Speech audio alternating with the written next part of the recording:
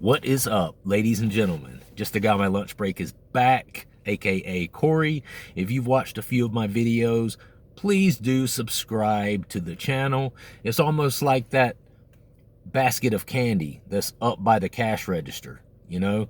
And you take a piece of candy out, and then there's kind of this honor system, like nobody's really watching to see if you put the quarter in after you take the candy, but do you really want to be that person that sneaks the candy and then doesn't drop a quarter into the jar? Just trying to make you think. Do you really want to be that guy or that gal? It's a fair question. If you don't want to be, this is a free service. I spend my time and effort doing this channel. Spend a lot of time not only doing the videos, but then commenting back and forth with my subscribers. It's a good, solid, safe place community where you can talk about KRATOM use and a lot of this other stuff that we talk about on here. And if you appreciate that, hey, your payment is simple. Hit the subscribe button, like the video, and kind of leave a comment and let us know where you're at. So I want to talk a little bit about KRATOM withdrawal symptoms today. And this is one of those things, this is one of those topics that every few weeks, once, twice a month, something like that, I will circle back and begin to talk about stuff like this, because I am of the understanding that each video that I post, there is a chance that someone new who has never seen my channel before is going to pop on and say, oh, what's this guy doing? You know, what's this guy sitting in his car? What's he talking about? You know, and they click on, and then if they come on and I'm just rambling about blah, blah, blah, blah, blah, blah, blah, or blah, blah, blah, blah, blah, well, blah, blah, blah, blah, blah, blah. If I'm just doing that the whole time and not saying a lot about KRATOM, then that person who is looking for information about KRATOM, maybe they're trying to come off of KRATOM. Maybe they're trying to take less KRATOM, and they've noticed that this is difficult, that this is a challenge due to the opiate-like nature of KRATOM and the fact that you will actually have withdrawals. That person will then be like, well, damn, I thought this guy was going to talk about KRATOM. I thought he was going to teach me something. You know, what's up, bro? Thought you were going to tell me something, kid. What's going on, son? Thought you were going to tell me something about KRATOM. I don't know why I'm talking like that. Maybe it's the hat. Maybe it makes me feel kind of thuggish. That's what it is. I'm completely not a thug. I'm a family man. I have a wife. I have 2 children, one 17-year-old son, and then I have a son that is 8 months old. You are correct. Do not adjust your volume. Do not adjust your phone, your television, whatever you might be watching me on. You heard me correctly. I have a 17-year-old son, and then I have an 8-month-old son. Quite a span there, right? My oldest son, my eldest son rather, is from my first marriage, and obviously my second son was very unexpected, but one of the biggest and best surprises that I've ever gotten in my life. But he is from my second marriage, and he is my current wife's first biological child. So this has really been a blessing for her, because my wife didn't think she could have children. But that's for a whole nother video. I'm not going to go into that. So I'm going to talk about, there's one withdrawal symptom that I've not discussed a lot on here. And it's one of those that I happened to think of it the other day, and I was like, you know, this is one that can be pretty disconcerting that people don't talk about a lot. And what it is a physical feeling of craving, right? And so for any of you who don't know, KRATOM is an opiate-like substance. It's not necessarily classified as an opiate, but it acts like an opiate, meaning that it partially binds, just like this, binds to your opiate receptors, you know? And what that does is kind of gives you an influx of serotonin, dopamine, any of those feel-good chemicals that make you feel good, increases your mood, increases energy, all those things. it gives you an increase in those chemicals, right? Once it binds to that, it only partially binds. There are harder opiate, drugs like heroin, fentanyl, Percocets, Vicodin, some of the pain pills, all this other stuff. Those are full antagonists, which means that they completely and fully bind to those receptors. So you get more of that influx of serotonin, dopamine, stuff like that in your system, which is why it is fair to be said that you not only feel good, well, put it this way, you take Kratom, you feel good. If you take something like heroin, Percocet, or Vicodin, you feel great. You feel fabulous. Your mood is better than it's ever been. You could be sitting on death row and somebody asks you, hey, how's life, man? How are you feeling right now? As long as you had just shot up heroin or taken some Percocets, you're going to be like, you know what? It's really not that bad. Despite what's happening right now, despite the fact that I'm literally about to be executed until I am dead, it's not that bad. Really not that bad, With Kratom, if you were on death row and you were about to be put to death, I think it'd be more like, damn, I don't want to be put to death, I feel okay, but I really don't want to be put to death. On Percocet, heroin, you literally probably wouldn't give a shit. Anyway, this is taking a very dark turn, dark spin. I guess I watched too much of the ID channel. My wife was right. I watched too much of the ID channel. I really do, man. I'm into that shit. I don't know why. I'm such a non-violent person. I'm not an aggressive person. I've never been violent. I'm just not that guy. But I love watching murder shows, or as my wife calls them, murder shows. From the ID channel, 2020 on OWN. I was watching one the other night called Britain's Most Evil Killers. Just depressing shit. Buried in the Backyard is the name of one of the shows I watch. I don't know why. I find that stuff really interesting.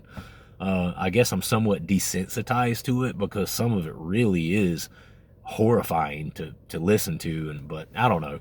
I like the mystery aspect of it, them not knowing who committed the crime, and then the whole forensics, process of trying to figure out who committed the crime, and it's that part of it that I find really interesting and intriguing. My wife endearingly jokes with me sometimes, like, you're not planning to murder me, are you? You sure do watch a lot of murder shows and shows about spouses, killing their, people killing their spouses for insurance money and stuff like that. You're not planning on murdering me, right? And of course, I'll lovingly joke in return sometimes and be like, how much did you say that life insurance policy you have on, how much did you say that was again? I'm just trying to do some math, I would never. She's worth way more alive than she would be deceased for me. You can rest assured that. I love my wife. Anyway, you're welcome for that 2-minute rant about murder shows and whatnot. Anyway, so Kratom partially binds to those opiate receptors. If you don't know, we have opiate receptors in our digestive system, meaning in your intestines, there are opiate receptors. So when the kratom is not there to bind to those opiate receptors in your digestive tract, you tend to get this, like, you can call it a craving, you can call it, is very, very similar to almost like a hunger pain. But you're not hungry for food, right? You're hungry for kratom, basically. But what it is, it manifests if you go for more than, the half-life of kratom is pretty quick. So if you're a person who uses on a regular basis and then you go for, say, 6 hours, or you push it up to 8 hours or something like that without using kratom, you will absolutely, at least most people I think get this, will start to get this almost empty feeling, almost like there's this, almost feels like there's a soccer ball size puff of air just chilling right in the middle of your stomach. You're like, what is that? You know, it's not necessarily painful, but it's recognizable, it's noticeable. And the best thing I can liken it to is like a craving, right? A hunger pain. And it's something that happens specifically when you're coming off of kratom. And if you've been a while without it, you will start to notice this empty sort of like craving that kind of manifests in the center of your gut right there. And that's a side effect that people don't talk about a lot. But if you're coming off of kratom or even tapering pretty heavily, you may notice this, and it may be disconcerting, and you might be like, what's going on? Is something wrong with me? You know, that added to the digestive issues that a lot of people experience, like the diarrhea. Some people have known to get sick, you know, actually get nauseous and vomit and stuff like that when coming off of kratom. I personally have never experienced the nausea and the vomiting aspect of it. But, you know, I've discussed this before. I'm a person with a very cast iron sort of stomach. It takes a lot to make me vomit. And usually that a lot comes in the form of, you know, I drank too much alcohol, which, as you know, I use kratom and I only use kratom. I very rarely drink. I've literally drank alcohol probably once in the last maybe 3 months, 4 months. And that's when my wife and I went over to a couple of our friends' houses. They have a pool, and outside the back where their pool is, they have built this, what would you call it? I mean, it looks like something you would see at an actual restaurant, but it's kind of like a pergola, except it had a roof on it. They got a bar around it, a big television sitting in it, but this is an outside structure out by their pool. And they had been working on it and got it finished and wanted us to come over and hang out. So I had a few drinks while I was there. The only reason I drank is because I was around those people, and they drink alcohol. They don't know nothing about kratom, right? So just for the aspect of being on the same social level as them, I had a few drinks. But that's about the only time I will ever throw up, if I mess around and drink too much. That does not happen often. It probably hasn't happened to me in 10 years, maybe. And again, I'm just not a drinker. But that is just to, you know, that's to kind of give you an indication as to how strong my stomach is. So some people get sick coming off of kratom, but most of the digestive issues happen in the form of diarrhea, loose stool, that sort of thing. All right. So I don't know what this particular withdrawal symptom would be called. Drop a comment down below if you're listening and if you've experienced this. If you know of a scientific, medical, and or technical term for this condition, that'd be great if you let me know. I'm just calling it like a craving, you know, but it's a physical manifestation of a craving. I'm not talking about something that pops up mentally where you're like, damn, I wish I had some kratom. You know, you do wish you had some kratom, but this is a physical, like almost empty sort of feeling in your stomach. The problem is you can eat food and the feeling doesn't go away. It might lessen it just a little bit, because to a tiny degree, depending on what you eat, and maybe you did, maybe you didn't know this, but even certain foods slightly bind to your opiate receptors and stuff like that. So believe it or not, eating a nice full meal, especially with something that's got a decent amount of cheese or something like that in it, you can actually get that feeling to go away just a little bit. But really the only thing that's going to completely take it away is just dosing on the kratom again, and you know, getting those alkaloids to bind to your opiate receptors. So let me know if you guys have ever experienced that that particular withdrawal symptom. Another one that I mentioned was the diarrhea. One of the biggest ones that is the most disheartening and disconcerting withdrawal symptom is, to most people, is the restless legs at night, the insomnia, the inability to be able to sleep. Now, you can help with stuff like this by doing things like taking cold showers, taking vitamin C supplements have helped a lot of people. making sure that you're eating bananas so that you can get a nice boost in potassium. Wouldn't hurt to take a multivitamin, just in case, because when you're taking kratom, your body has to prioritize that kratom, especially when you're using it on a regular basis. Your body has to prioritize dealing with that kratom.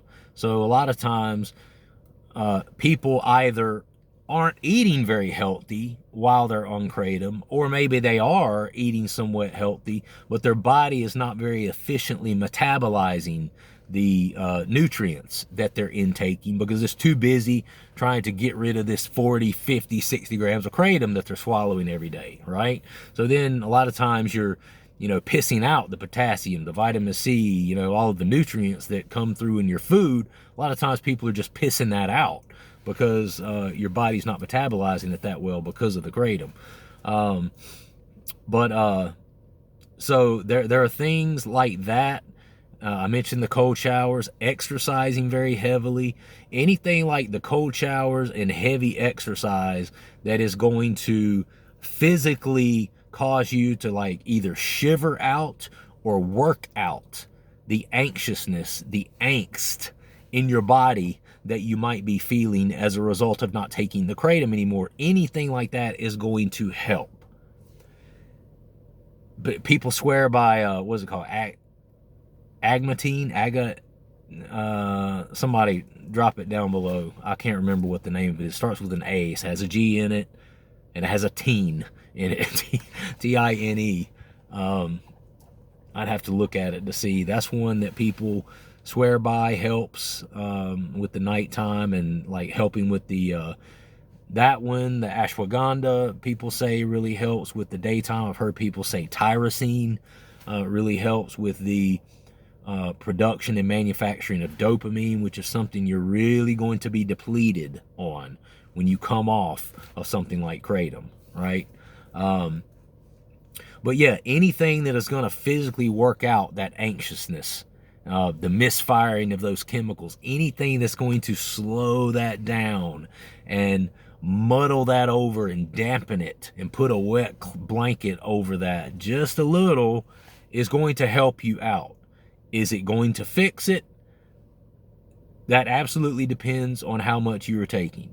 If you're a person who's only taking a couple of grams here and there, few grams a day, I'm not really that heavy of a user. I'll take some, I'll take 6 grams. I'll go out to the kratom bar and, have a, kava crush drink, and I'll drink that, but then I won't take any again for a couple of days. And, if you're one of those people, you may not have any withdrawals if you just completely put kratom down. But if you're a person that uses it daily, multiple times per day, and if you're taking, this amount's going to be different for everyone, but I would say if you're taking any more than probably 4 to 5 grams daily of kratom, there's probably going to be at least some level of discomfort and physical withdrawal with coming off of kratom based on your body developing a dependence upon that kratom, right? That's what happens when you use something that binds to those opiate receptors like that. When you use something like that consistently and regularly, it's just a natural process that happens to everyone, okay?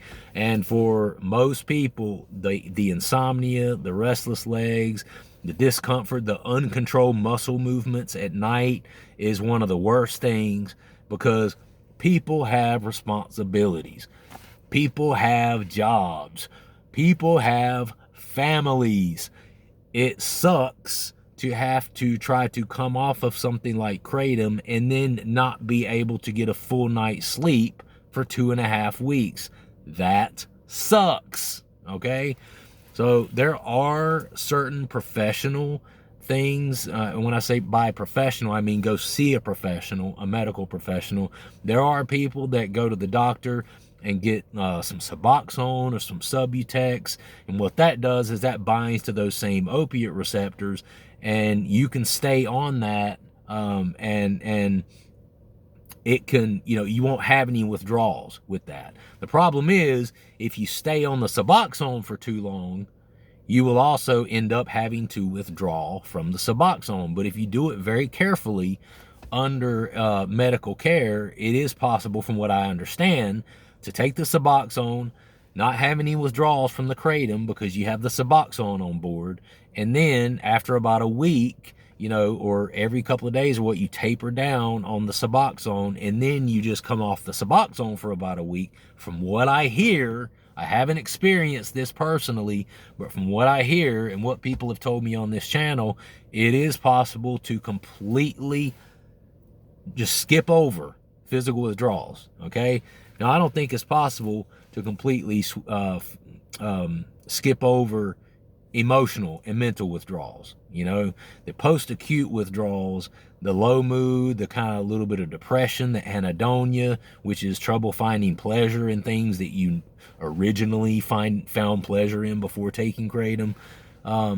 Those things tend to linger on a little longer, unfortunately, right? The physical aspect of it, the insomnia, the diarrhea, the cold chills, you know, runny nose, excessive yawning. Look, if I go 8 hours without Kratom, I'm doing this.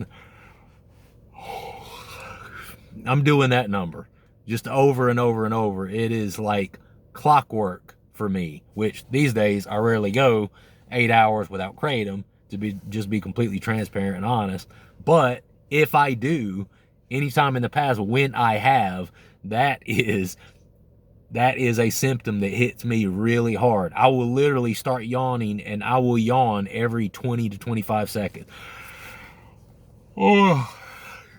I'm not really tired, not really sleepy. It's just, you know, it has something to do with the way the Kratom affects you. And then when you take it away, that's just one of the side effects. Like I said, runny nose is one. You know, I won't even have a cold, but my nose will be kind of dripping and, you know, constantly having to do that. Low mood, depression, anhedonia is a big part of it. Again, there are things that can help, taking dietary supplements, you know, trying to get on board certain nutrients that help your body manufacture naturally chemicals that help to give you energy and help to increase mood. But there's very few things that are actually going to fix it. I'm going to read a comment here from a couple of guys that I noticed had a little interaction back and forth about the whole Suboxone thing. Because, you know, after having done this channel for a while,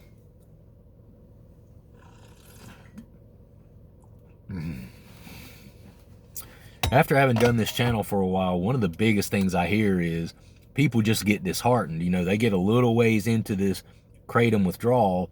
And also, if you're a person where Kratom is your first experience with something that's similar to an opiate, and the discomfort and the sickness that you feel when trying to stop something like that abruptly. A lot of us, it's not our first time to the rodeo, you know. There's people, you know, I've talked to people on here that have gone through fentanyl withdrawal, heroin withdrawal. I myself have gone through Percocet. I've never done like intravenous, you know, heroin and fentanyl and stuff like that. But I was, in my late 20s and early 30s, a heavy user of pain pills like Percocets, Vicodin, stuff like that. And I have gone through a serious cold turkey withdrawal from those things, and it was absolutely horrible. Horrible. Wouldn't wish it on my worst enemy.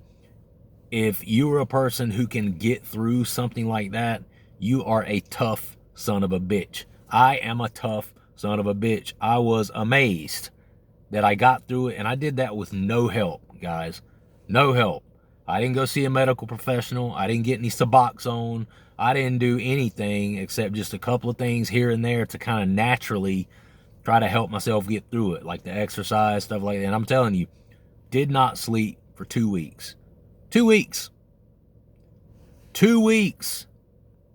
And when I say that, I mean that absolutely 1,000% literally. That is not a, oh yeah, man, I mean, I didn't sleep forever. I didn't sleep for a couple of weeks. No, I didn't sleep for 14 days. I take that back. I might have dozed off, you know, for a couple of seconds or a minute. After about 11 or 12 days, during the Percocet withdrawal, I got to a point where I would start to kind of drift off just a little, and then I was starting to wake up. Drift off just a little, and then I would wake up. I was constantly waking up. For the first probably 10 or 11 days, I didn't sleep at all. At all. Did not close my eyes and officially fall asleep till probably day 11. Literally. And then at that point, you know, I'd sleep 20 minutes and that was a win. I remember waking up and being like, shit. I said, well, I wasn't wearing a watch to bed, but I probably looked at my phone and was like, oh shit, I just slept for at least a couple of minutes. That's great. That was a win for me at that time. And then it kind of started to consecutively get better. You know, then on the 12th day, I was like, shit, I just slept for an hour. Holy hell, that's awesome without waking up. Then on the 13th day, shit, I slept for 2.5 hours. Then on the 14th day, you know, I was finally at a point where I was sleeping 2, 3, 4 hours at a time without waking up. You know, and then from that point on, it just consecutively got better. You know, of course, after 14, 15, 16 days, as far as physically and the sleep piece of it, everything just kind of started leveling out. And I finally started getting to the point where I was just sleeping the whole night again, which I was like, thank you, God. I will never again get hooked on that shit. And you know what? I haven't. And that's been 15 years or more that I've been off of the pain pills. And I've had opportunities to get pain pills and to take pain pills since then. And there have been a few times, like a handful of times maybe, between that time and now in the last 15 years that I've taken a few pain pills here and there. But I have never, ever taken them to a point where I became dependent upon them, because I promised myself I would never do that again. And of course, since I've found KRATOM about 4 years ago, I haven't touched pain pills. I haven't had a need to, because the KRATOM does similarly for me what the pain pills did. And, you know, for somebody like me who has that history with real opiates, I'm like, you know, KRATOM can be bad, but it ain't as bad as some things. I can tell you that. It ain't as bad as no Percocet withdrawal. You know, it ain't as bad as no Vicodin withdrawal, especially when you're taking the higher amounts that I was taking. And you think you get constipated on KRATOM. Try being addicted to Percocet, bro. Try being addicted to Vicodin and taking 20, 25 Vicodin per day. I mean, you'll go 2-3 days without shitting. And there's people who, you know, have ruptured their colon and have busted colons and had to have surgeries and stuff like that as a result of taking too much of like Vicodin or Percocets or something like that, right? And because of the level of constipation, it's one of those that when you come off of it, it's quite the opposite. The diarrhea hits you extra hard, right? I mean, you know, just a guy on my lunch break talks about shit, right? You know I talk about shit on here, right? Yeah. So for some reason, you have kids in the car, you probably want to turn down your radio. You probably want to turn down your phone if you're sitting near someone who gets easily offended right now. But I'm pretty sure I have a hemorrhoid. On this very day, that likely happened as a result of having used too many pain pills back in the day and having to strain and push out a shit.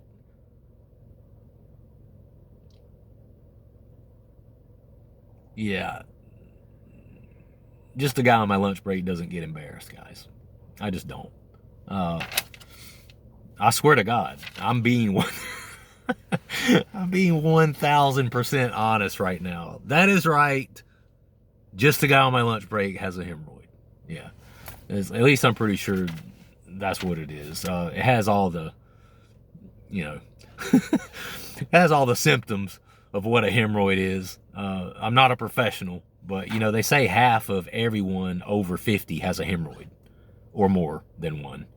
I'm not quite 50 yet, but you know, it has all the makings of a hemorrhoid. I admit I've never gotten it looked at by a professional because I just don't want somebody looking at my asshole, if I'm going to be completely honest.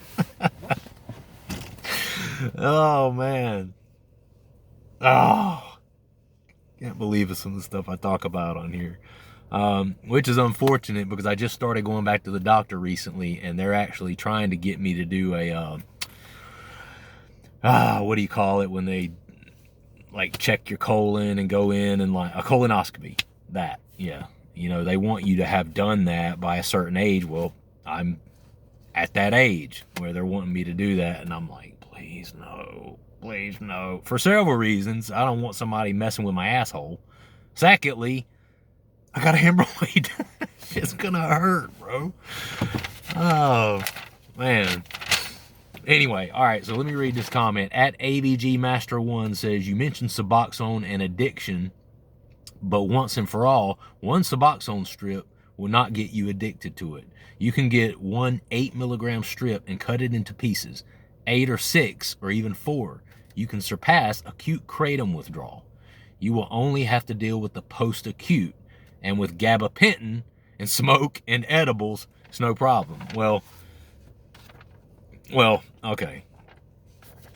I didn't realize that he was throwing gabapentin and smoke and edibles into the mix, because I'm one of those people that when I come off of something like Kratom or whatever, nah, I'm not going to be doing any smoking. I've already talked about that. Smoking weed is no bueno for me. I spend the whole time I'm high wishing that I had not gotten high. I get super paranoid. I get super in my own head. And it's just a really, at this point in my life, it's a really uncomfortable feeling for me. And I get the same way with edibles, too. So that's just kind of a no-go for me. If you're a person that can do the weed, can do the marijuana, you're kind of accustomed to its effects these days. Now, don't get me wrong, I went through a point in my life 20 years ago as a pothead. I used to smoke it all the time. But marijuana is one of those things, if you get to a point in your life where you never do it, and you're not used to its effects anymore, that shit will hit you hard, brother. There's no way if somebody came over to my house and rolled a blunt and tried to get me to take a hit of that blunt, I wouldn't do it. I wouldn't do it. I'd be like, no. So go back around to the right. I don't want it. Because I would flip the freak out. And after 30 minutes, I would be going to put my workout clothes on so that I could go jog or exercise or something just to get my brain off of it. Because when you start doing heavy exercise, that feeling of discomfort of the heavy exercise kind of takes over the weed buzz and kind of forces out the weed buzz a little bit. And so there have been multiple times in the past year or so, which I haven't smoked marijuana in probably 3 or 4 months now. But there have been multiple times within the past year or year and a half that my wife and I kept a little bit on site, you know, around the house, and we would hit it every once in a while. I say 3 or 4 months. It's been longer than that. I haven't smoked it since my infant son has been born. He's almost 8 months old, so it's been longer than that even. But in the last year and a half, 2 years, there's been a few times where I've smoked it, and literally after 30 minutes, it was like, all right, I'm going to jog. I'm going out in the garage and hit the heavy bag. I'm going to do some dips. I'm going to do some push-ups. You know, just something, anything to take myself out of my own head and stop freaking out about what I just smoked and what it might be laced with.